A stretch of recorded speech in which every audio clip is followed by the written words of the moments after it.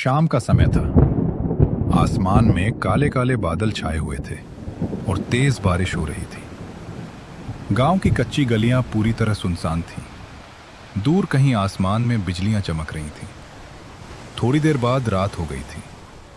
बारिश रुक चुकी थी। गांव के चौपाल के पास गांव के लोग बैठकर बातें कर रहे थे।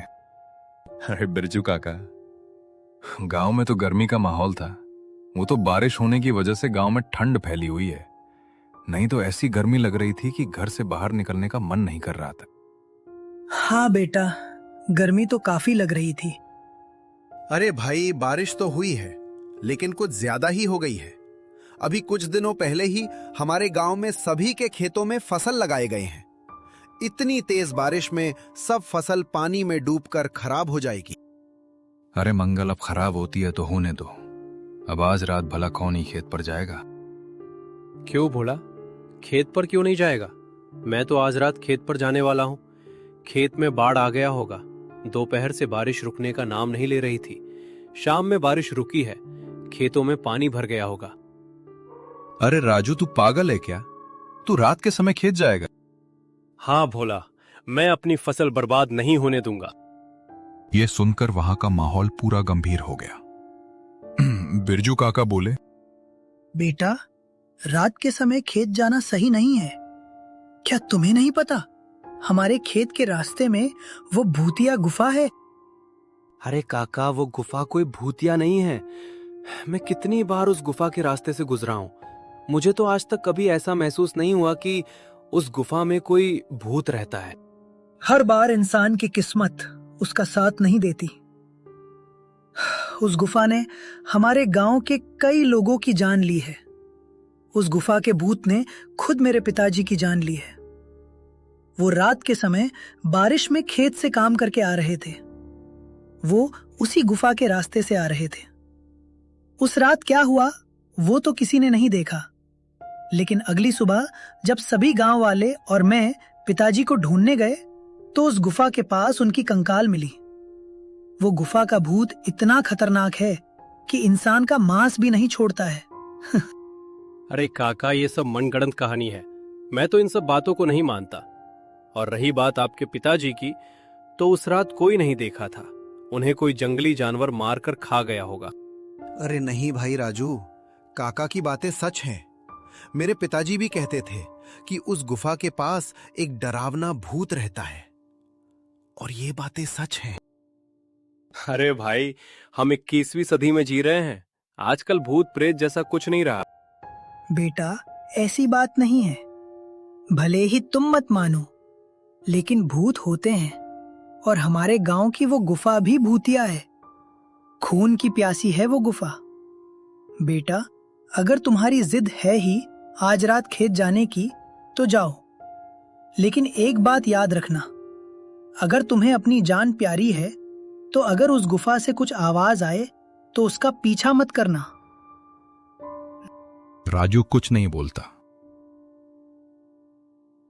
फिर मंगल बोलता है, अरे भाई राजू, क्यों अपनी जान से खेलने पर लगा है? आज रात वहां मत जा, सुबह होते ही चले जाना। नहीं मंगल, मैं आज रात खेत पर जाऊंगा। मैं तो बोलता हूँ तू भी चल। डर मत, मैं तेरे साथ हूँ।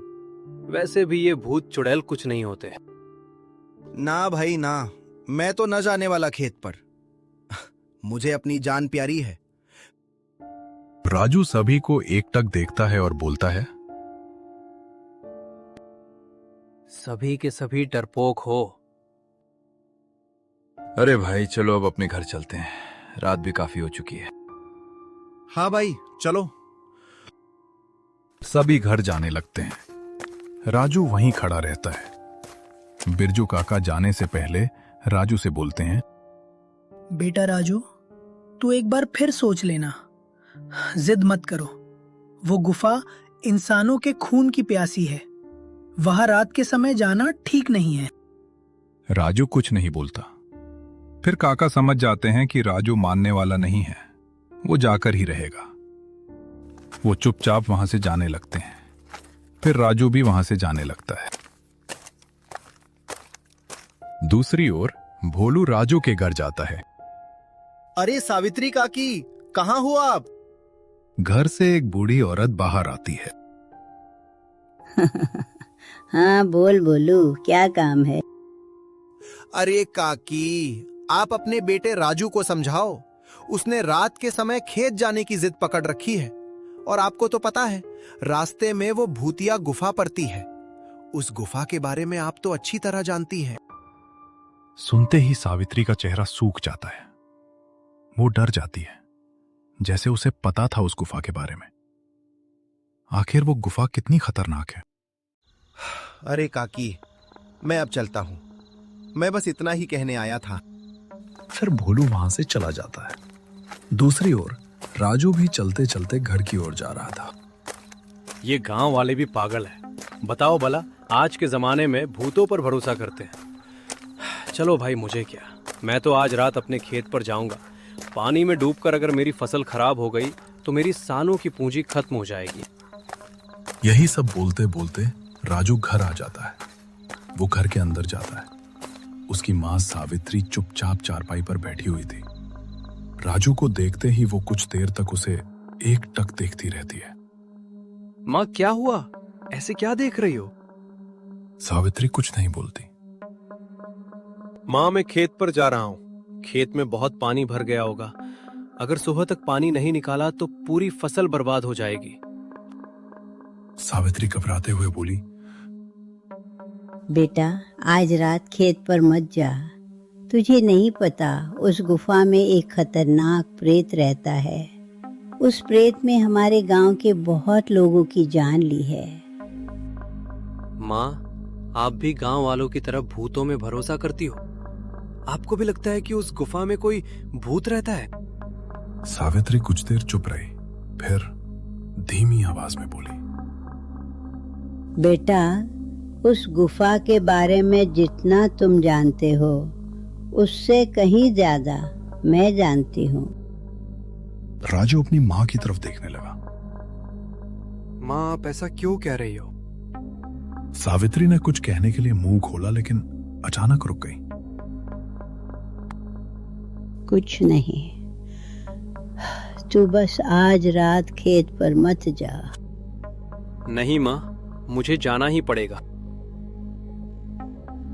राजू ने अपनी कुदाल उठाई और घर से बाहर निकलने लगा। तभी सावित्री ने पीछे से आवाज लगाई, राजू, अगर गुफा के पास से कोई आवाज आए तो पीछे मुड़कर मत देखना। ठीक है माँ। कुछ ही देर में राजू गांव की आखिरी गली से बाहर निकल गया। चारों तरफ अंधेरा था। राजू खेत की ओर बढ़ता जा रहा था। चलते चलते उसे दूर से मेंढकों के टर्राने और झींगरों की आवाज सुनाई दे रही थी। आज तो पूरा गांव ही पागल हो गया है। सबको बस भूत दिखाई देता है। राजू आगे बढ़ता गया। राजू खेत वाले रास्ते की ओर मुड़ा, लेकिन तभी उसे पीछे से किसी के चलने की आवाज सुनाई दी। छप छप छप। राजू रुक गया। आवाज भी रुक गई। उसने पीछे मुड़कर देखा। पीछे कोई नहीं था। शायद कोई जानवर होगा। राजू फिर आगे बढ़ने लगा। कुछ कदम चलते ही वही आवाज दोबारा आने लगी। छप छप छप। इस बार आवाज उसके बिल्कुल पीछे से आ रही थी। राजू का चेहरा थोड़ा गंभीर हो गया, लेकिन उसने पीछे मुड़कर नहीं देखा।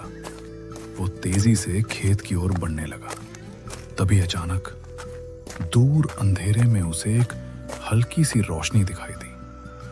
राजू रुक गया। वो रोशनी उसी रास्ते पर थी जो भूतिया गुफा की तरफ जाता था। राजू कुछ देर तक उस रोशनी को देखता रहा। फिर अचानक उस रोशनी के पास से किसी की धीमी आवाज सुनाई दी, राजू। राजू के कदम वहीं रुक गए। उसके चेहरे का रंग उड़ गया। ऐसा लग रहा था जैसे वहां कोई खड़ा है। राजू के मन में एक साथ बहुत सारे सवाल चल रहे थे। कौन है वहां? कौन है? सामने आओ। लेकिन कोई आवाज नहीं आई।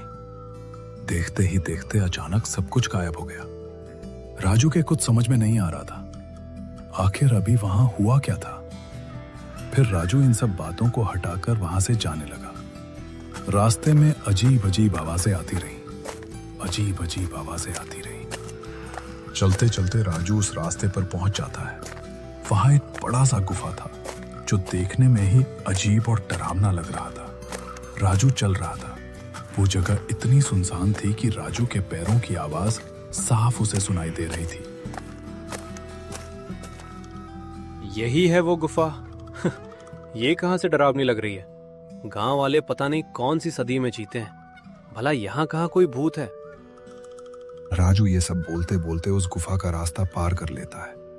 चलते चलते वो खेत के पास पहुंच जाता है, लेकिन वो खेत देखकर हैरान रह जाता है क्योंकि खेत में थोड़ा पानी भी नहीं था, बस खेत की मिट्टी गीली थी। राजू हैरान रह गया। हे भगवान, यहाँ तो थोड़ा भी पानी नहीं है। मैं बेकार ही टेंशन ले रहा था।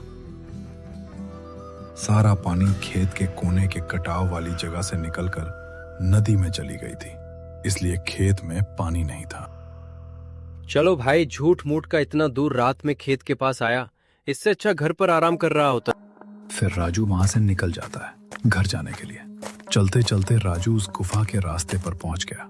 राजू वहां खड़ा होकर एकटक उस गुफा को देख रहा था। चारों तरफ घना अंधेरा था और गुफा का काला मुहाना किसी डरावने जानवर के खुले मुंह जैसा दिखाई दे रहा था। कुछ पल तक राजू चुपचाप गुफा को देखता रहा। फिर उसने अपना सिर झटका और वहां से जाने लगा। तभी पीछे से एक अजीब सी गुर्राने की आवाज आई। राजू सकपका गया। वो धीरे धीरे पीछे मुड़ा, लेकिन वहां कोई नहीं था। राजू ने कुछ पल तक इधर उधर देखा। चारों तरफ सिर्फ अंधेरा था और पेड़ों से गिरती पानी की बूंदों की आवाज सुनाई दे रही थी। शायद कोई जंगली जानवर होगा। राजू खुद को समझाते हुए आगे बढ़ने लगा, लेकिन तभी वही आवाज दोबारा सुनाई दी। इस बार राजू के कदम वहीं रुक गए। उसने ध्यान से सुना। आवाज बाहर से नहीं, गुफा के अंदर से आ रही थी। एक पल के लिए उसका दिल भी डर से कांप उठा। राजू कुछ देर तक वहीं खड़ा रहा, फिर धीमी आवाज में खुद से बोला, नहीं, ये कोई जानवर होगा। भूत वूत कुछ नहीं होता। लेकिन इस बार उसकी आवाज में पहले जैसा आत्मविश्वास नहीं था। राजू के चेहरे का रंग उड़ गया। उसकी मां ने जाते समय जो बात कही थी वो अचानक उसके कानों में गूंजने लगी। अगर गुफा के पास से कोई आवाज आए तो पीछे मुड़कर मत देखना। लेकिन तभी गुफा के अंदर से किसी औरत के रोने की आवाज आने लगी। मुझे बचाओ। राजू अचानक रुक गए। अरे, गुफा से तो किसी औरत के रोने की आवाज आ रही है। कहीं कोई औरत मुसीबत में तो नहीं है?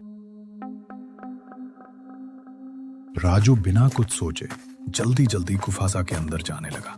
जैसे जैसे वो गुफा के अंदर बढ़ता गया, बाहर की आवाजें पीछे छूटती गईं। अब चारों तरफ सिर्फ घना अंधेरा था। राजू ने खुद को संभाला और बिना पीछे देखे आगे बढ़ने लगा। लेकिन कुछ दूर जाते ही उसे महसूस हुआ जैसे कोई उसके पीछे पीछे चल रहा हो। छप छप छप। राजू के कदम तेज हो गए। पीछे आने वाले कदमों की आवाज भी तेज हो गई। राजू ने डरते हुए सामने देखा। रास्ता बिल्कुल सुनसान था। चारों तरफ घना अंधेरा थी। तभी अचानक उसके पीछे से एक बहुत धीमी आवाज आई, राजू। राजू के कदम वहीं रुक गए। कुछ पल तक चारों तरफ बिल्कुल सन्नाटा छाया रहा।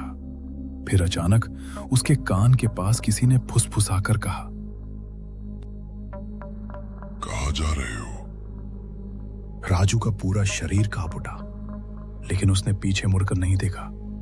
वो अपनी पूरी ताकत लगाकर आगे बढ़ने लगा। तभी राजू को महसूस हुआ जैसे कोई उसके पीछे खड़ा हो। राजू धीरे धीरे पीछे मुड़ा तो वहां एक प्रेत खड़ा हुआ था। उसका चेहरा बड़ा और बेहद डरावना था। उसकी आंखें अजीब थी। उसका शरीर नीले रंग का था। उसके पंजे बड़े बड़े और बेहद खतरनाक थे। राजू की सांसें अटक गईं। डरते हुए वो बोला, मुझे छोड़ दो, मेरे पास मत आओ। वो प्रेत गुर्राते हुए बोला, तू तो भूत को नहीं मानता है ना? और ये बोलकर वो जोर जोर से हंसने लगा। राजू को कुछ समझ नहीं आ रहा था कि आखिर अब वो क्या करे।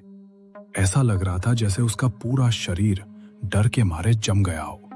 देखते ही देखते उस प्रेत ने राजू के ऊपर झपट्टा मारा और पूरे जंगल में एक डरावनी चीख गूंज उठी।